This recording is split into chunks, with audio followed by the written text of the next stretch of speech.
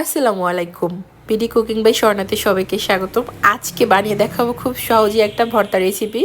রমজান কিন্তু চলে এলো। ইফতারিতে বা সেহরিতে অনেকেরই ভাত খেতে ইচ্ছে করে না, কেমন যেন লাগে। তো সেই সময় যদি এরকম একটা ভর্তা থাকে তাহলে কিন্তু আর কিছু লাগবে না। এই ভর্তাটা বানিয়ে আপনারা সারা বছরই রেখে তারপরে খেতে পারবেন ডিপ ফ্রিজে। তো কিভাবে বানাবেন সেটাই দেখাচ্ছি।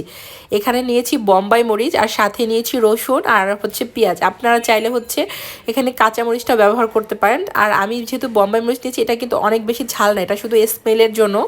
তারপর এই যে ধনিয়া পাতা নিয়েছি একটু বেশি করে। ধনিয়া পাতাগুলোকে আমি একটু ভালো করে কেটে নিব। আজকে বানাবো কাঁচা করে ধনিয়া পাতা ভর্তা। ধনিয়া পাতা ভর্তা কিন্তু আমরা অনেকেই খেয়েছি, বাট এই কাঁচা ভর্তাটা কে কে খেয়েছেন অবশ্যই কমেন্ট করে জানাবেন। আর যারা খাননি তারা একবার হলেও ট্রাই করবেন। তো এই তো আমি ধনিয়া পাতাগুলো প্রথমে এমনি ভরতে গেছিলাম, বাট হচ্ছে না। তারপর ভালো করে ছোট ছোট করে কেটে নিয়েছি। এখন মরিচ, পেঁয়াজ, রসুন সব একসাথে দিয়ে ব্লেন্ড করে নিব। চাইলে আপনারা শিলপাটায় বেটেও নিতে পারেন।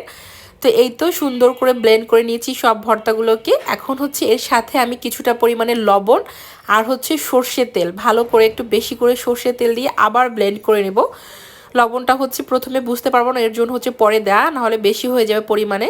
তো সর্ষের তেল আমি প্রথমে এতটুকু দেওয়ার পরে আরও কিছুটা বাড়িয়ে দিয়েছিলাম। এই ভর্তাটার মেইন সর্ষের তেল, রসুন আর বোম্বাই মরিচের স্মেল, আর ধনিয়া পাতার স্মেল তো আছেই।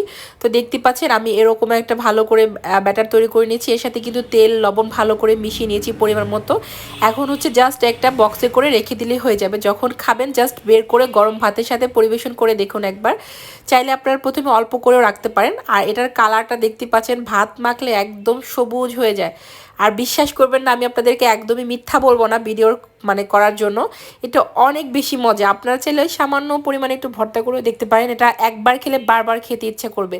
তো ধন্যবাদ সবাইকে।